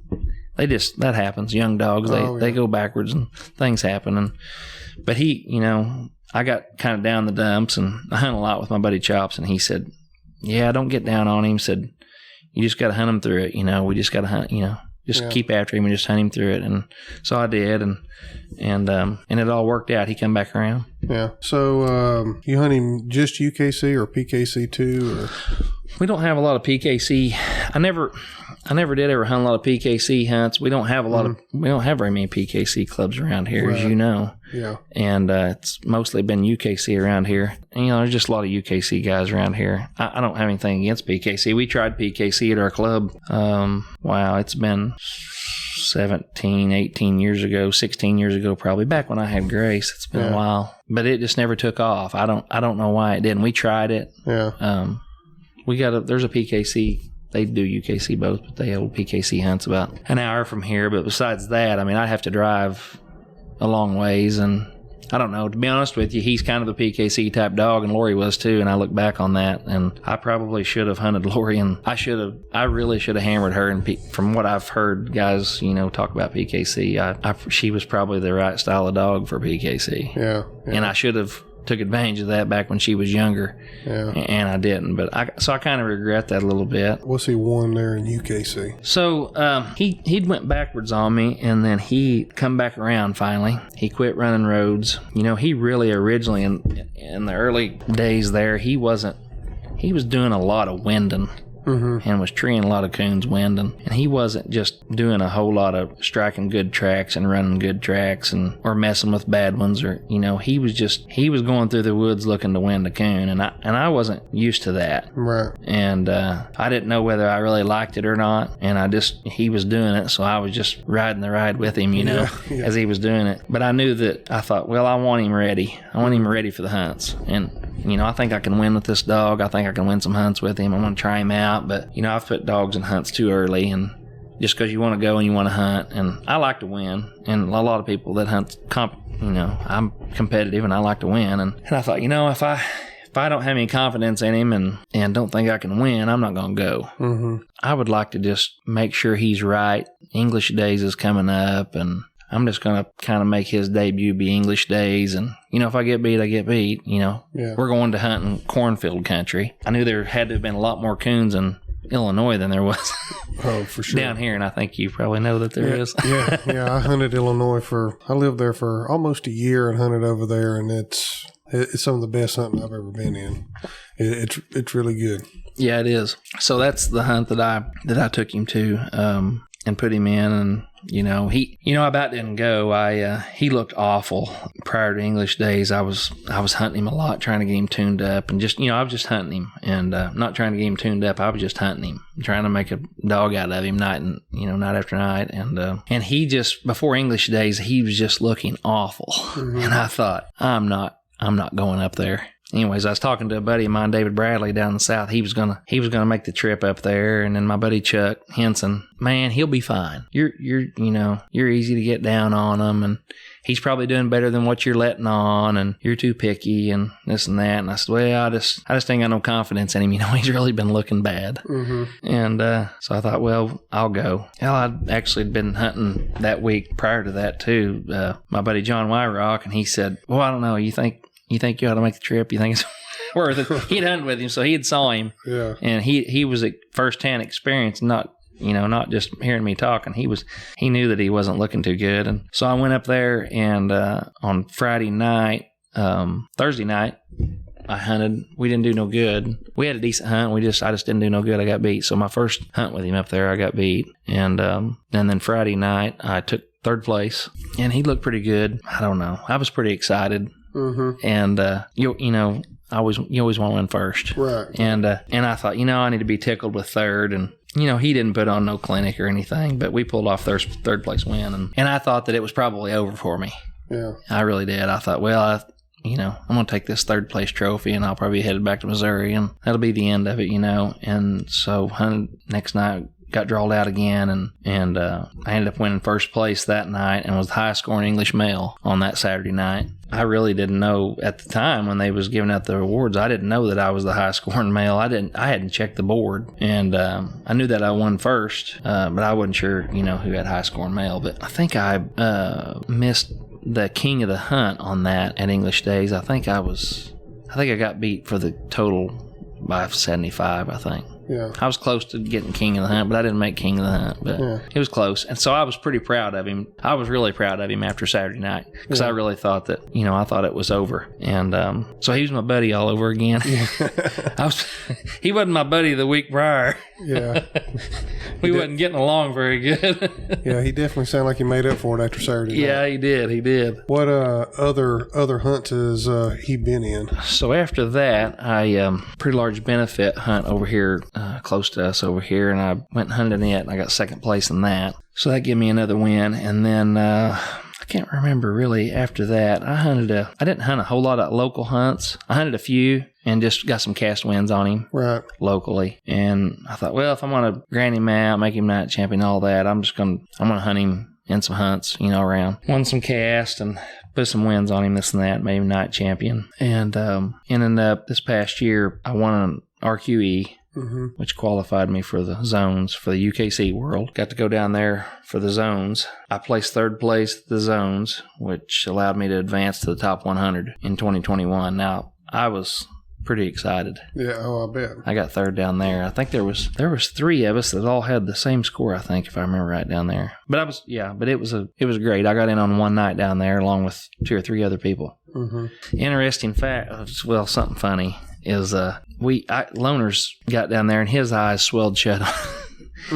So Lori at the zones, and then now him, and he actually got in a bean field on me down there. I had tried to, I'd been going to Kansas. I got a good friend lives out there, Ron Brown, and I trying to prepare him for, the corn and all that. But anyways, he got down there and got in a soybean field, and his eyes swelled shut, and he was a mess. Yeah. They wasn't used to that. And them guys that was with me said, oh, his eyes will be, his eyes look awful. And said his eyes are going to be in bad shape more. Now, we don't have soybean down here or corn. And, I don't know how to doctor a dog that's been in soybean field. Yeah. Boy, his eyes were just really messed up. And, they were just raw, the tops of his eyelids and his nose and along the side of his mouth. He looked awful. And he looked like he had hooked him up to a truck and drug him through it, just, like he's pulling somebody behind a sled on snow. He looked awful. And them guys said, well, you need to do this, you need to do this, you need to do that, you need to do this and that. Rinse his eyes out. You need to go by the Dollar General or wherever and get you some saline solution and flush his eyes out good and this and that. So we had a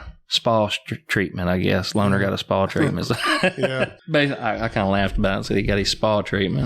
And it was kind of funny. I actually took some pictures of him with some, because he'll just, he'll I've got him obedience trained, and he's super smart, and he does about anything I tell him to do. And so I had him to sit down, and I had a wet washcloth and put it on his eyes, and he just sat there with that washcloth on. He wouldn't move a muscle. He just sat there. It was pretty funny. I thought, I got to take a picture of this. This will be fun to look back on one of these days. But so we made it to the top 100 up there, and I got him over his eyes, and his eyes come around pretty quick. He was feeling pretty good, but I got knocked out up there the first night. We got drawled out, and I, just like going up there with Lori in 18, I knew that these 3 dogs I'm going to draw, they're going to be legit, you know. And well, you pretty much know when you get to the top 100 of the UKC world, you're not in the finals, but still you're going to be hunting with the cream of the crop. That's right. And I knew it. I had experienced that in 18 up there, and I never expected to go back, and I never for sure did not expect to take a son out of my female up there. Right. And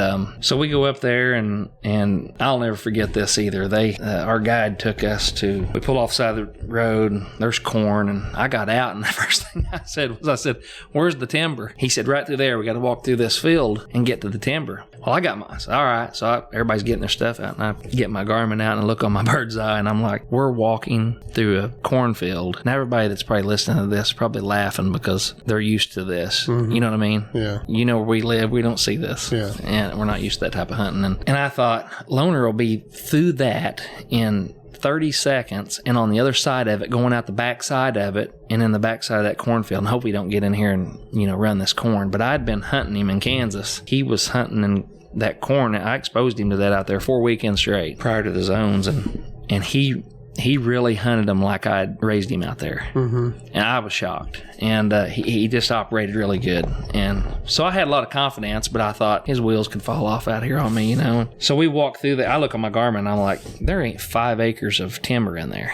Mm-hmm. And we're walking about 200 yards off a county road to a completely perfectly square patch of timber in probably what looks like a 200-acre cornfield. No timber anywhere else. Right. I'm like, what in the world? So we go out through there, and we cut dogs, and them dogs barking off the leash just instantly, and them guys are striking dogs off the snap, and I'm sitting there going, what just happened? I'm sitting there thinking, what is going on? Loner ain't said a word, and them guys are just boom, boom, boom, striking in.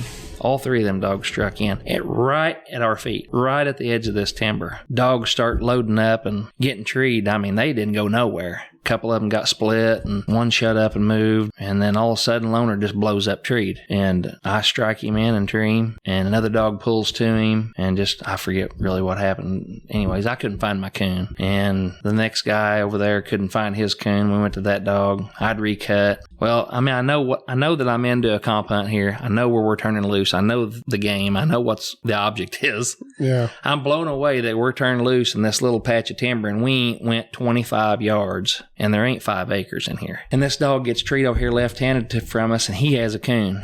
I recut, get in there. The Loner goes plumb to the opposite corner, goes plumb through it to the other side. He's just trying to get away from these dogs is what he's doing. And he goes over there and he gets treed. I get treed in again, struck in, treed in. Can't find my coon. I'm like, what is going on? I can't believe this. I really don't. The first tree, I don't think he had a coon on the second tree. But the first tree, I think he had a coon. I don't know why I couldn't get it to look, but I think he had a coon on the first tree. And them other dogs, I think, thought they probably did too. One of them wouldn't have treed there. But anyways, we called time out to move, and I thought, great, I'm glad we're getting out of here. And we drive and go to another spot exactly the same 10-acre patch, 200 or 300-acre cornfield, and he hooks left-handed, and I got first strike, and I thought, boy, I'm gonna pour it on these guys. He's typically a second or third strike dog, and but I got to get first strike on them guys. I was pretty excited because them guys was just getting struck quick. And he's an honest strike dog. If he barks, he's smelling a coon. Mm-hmm. He don't loose bark and babble and stuff. And so as soon as he opens, I'm striking him, and it's a coon. And so I got struck in first strike, and I thought, this is great. He's going to get over here, left-handed over here, and get under a coon. I'm going to be 225, boom, recut, and these dogs get struck in straight in, and they just squirrel hunt this little block of timber, and Loner's wheels fell off. He just goes straight over there and hits that corn and gets in that cornfield. And I'm just sitting there going, what's going on? What are you doing? And he did. He went over and got, I hate to admit it, but he did. He just looked awful. Them dogs stayed in that little patch of timber and squirrel hunted that timber while he was over in that corn. And we had like I don't know, there was 50 minutes or 40 minutes left in that hunt or something. And we scored on 2 or 3 coons in there, and I got beat. So Yeah. we had to come back to Missouri. And I was pretty down in the dumps because he didn't look too good and didn't operate the way I wanted him to operate. I still feel blessed and thankful that I made it that far with him. Yeah. Yeah. Oh, for sure. I was still pretty excited. But How old is he now? he just turned 4. Just turned 4. He did, yeah. Is Loner open to the public for breeding? He is. I've started breeding a few females after English days. Okay. But yeah, I'm not live covering him. I'm just doing artificial breedings to him while I'm pushing him. So Right. I'm not doing any live cover stuff. And I can ship chilled semen, and I've sent some of that down there. And then actually his second litter, there was 8 or 9, I think. On that one, and the first one was female, never had pups before. I don't think she had 6 or 7. I can't remember how many litters he's got on the ground. I think 5. And then there's another one that I bred. So there's a litter that's due to be born here within the next month or so. Okay. From a gentleman out of Arkansas. What would be the benefit of breeding to Loner that would benefit the English breed and benefit the person's kennel that's breeding? Well, I know that I'm going to say this up front, that most crosses don't work. Statistics prove that most crosses don't work. If you run the numbers on them, it depends on what you're after too, I guess. It depends on if you just want an average coon tree or if you want, if you're just wanting that once in a lifetime dog to pop out of that. I mean, you could breed dogs for the rest of your life and not ever get that dog, maybe. You know what I mean? Yeah. It's just, he's not going to cross on, I don't think he's going to cross on everything. I ain't gonna make him out that he's gonna walk on water. I mean, I don't know how he's gonna reproduce, but I think that the traits, I like certain traits, and there's guys that like other traits, and the ones I like may not mean a whole lot to them. They may not care about it, whether a dog does this or that. Everybody's got different ideas, and they got different terrain they hunt and stuff like that. Some guys don't want a dog to be by itself all the time, and they may not want that dead loner. They may want a dog that'll cover or strike the track with another dog, and I know guys like that. Yeah. And it depends on whether they're comp hunting or whether they're pleasure hunting. If you're pleasure hunting, he's not a fun dog to take and go pleasure hunting something with some guys, because you're going to go to these 2 or 3 dogs over here, tree together, having a good time, talking, go together, walking through the woods. And, I like pleasure hunting. Yeah. I like to compete, but I love pleasure hunting with guys and cutting up and having a good time. You just about got to do that. It's so fun. Yeah. But if you got a dog that's all the time over here by itself all the time, and it's however deep through the country back the direction you really didn't even want to hunt or wasn't expecting to go to, then you're going to have all your buddies are going to go with you, and you're going to have to drive around to go get this dog and this and that. So some guys, not everybody likes a loner, but I think that with the traits that he has, these dogs, they've got a lot of go to them. And I think he's going to throw some go. I think he's going to put the mouth on them too. I mean, he's got an extremely loud mouth. Some of these pups that are out of him that are just, I think his oldest pups are 11, 12 months old, 10 months old maybe, in that range. They've got loud mouths. So if they're lacking loud mouth, I think he might be able to help them in the mouth department if they care about that. Yeah. A lot of people don't care if a dog's loud. It's just independent. He's naturally independent. His mama was naturally independent. I ain't going to beat one and make it independent. I ain't going to set it up. I ain't going to spend the time to do all that. If they're man-made like that, I'm not knocking anybody that does it. That's just not what I'm going to do. Right. I don't have to. Let me back up. I don't have to do that because that's just the way these dogs operate. It's just the way they are. Right. Now, if I wanted that and they didn't operate that way, I may have a different opinion on it, I guess. Yeah. Yeah. But I think you're going to get a lot of independence, mouth, just the way he's bred, going back and looking back at how he's bred and what he's from, the bloodline that, he's bred to reproduce. I mean, he's Rowdy reproduced, Huckabuck, and Rowdy and Awesome. They were all out of Snake. Snake reproduced. Jim Ridge has had an exceptional, and David, they've all had exceptional reproducing hounds, Briar Creek bred dogs. And it just depends on the traits that you desire, and all that. But he's got a good nose, and, most of these dogs, Loner's probably the most of them. Lori can't wind a coon. She's not no winding type dog. She's just not gonna, she don't hunt that way. So I'm not really sure where he's getting that from. I noticed, I guess maybe on your Facebook page or something, talk a little bit about, you brought up veterans and how much you enjoy the country, and talk a little bit about what you do with part of the the breeding proceeds. Yeah, so what I decided to do on that was, it's just something that Marcus Luttrell has got the Lone Survivor Foundation, and I thought, I've kind of named him after him and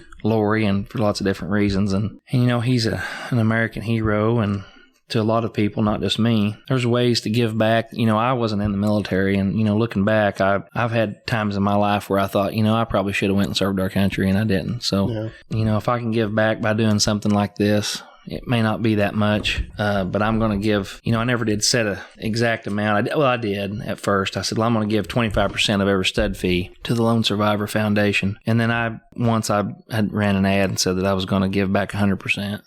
For the month of, I forget what it was when I done that. November. Do you remember? November, I think it was. Was it? Yeah. And I was going to give 100% of that stud fee, so I'm not going to take any of the money. I'm just going to give it all to them. So I don't know. I may just change it up and do something different all the time, but I'll just say this. From now until Loner takes his last breath, any female that gets bred to him that I get a stud fee on, I'm giving a minimum of 25% of it to this Lone Survivor Foundation. Yeah. I'm donating to it every single time he gets bred. Yeah, well, just something that that the Lord put on my heart, I guess, and I just felt that that's something that I would want to do just to give back, and it probably don't. It's just a drop in the bucket, probably compared to a lot of the donations that they probably get. Well, hey, every little bit would help, and I think it's a admirable thing for you to step up and give some portion of it back, whether it be 25% or like you did in the month of November, giving the whole stud fee. I really think that's a awesome thing to do, and I think a lot of people would appreciate it out there, and I'm sure they appreciate it as well. So, is there a memorable hunting story? I know we've told some stories about some dogs through here, but is there something else that maybe would be funny or something that really sticks out to your mind of something that's happened hunting, whether it be comp hunting or pleasure hunting or whatever? Oh, I'll tell you what, I've got I've got a lot of stories I could probably share or tell, but you may not want to post all of it, or you may want to use them. I have to edit this part out, but I've had a few funny ones and some serious ones and stuff. I like to hunt with a buddy usually, and where we all try to get together. All my buddies, we try to get together and hunt a lot. It's fun to get together and just hunt as a group and just have a good time and cut up. It's the older I've gotten, the more that means more to me than anything. Chops, which is Curtis Darty. Nobody knows him here by Curtis. He's got a grandson named Easton, and that little boy is just coon crazy. And I tell you, I like hunting with him and just watching him and just sitting back and watching him. It means a lot to me just to watch the youth and to see them get so excited. And of course, what kid doesn't like a dog? For your dog to do something and tree coons, and that's what, the kid knows that we're here for and all that. It's just awesome. But he's a dandy. He's a tough boy, and he loves coon hunting. I hope he sticks with it and sticks it out, because he's going to be a good little coon hunter. He learns quick, and he's learning his dog, and she's turning out to be a nice little outfit. But yeah, I've had one of the most recent ones. It's not a funny one, I guess it can be, but me and Chop was coon hunting one night, and what's those satellites that guy's releasing into? Oh, I know what you're talking about, the Elon Musk Starlight. Have you seen those yet? Yeah. You got to experience that?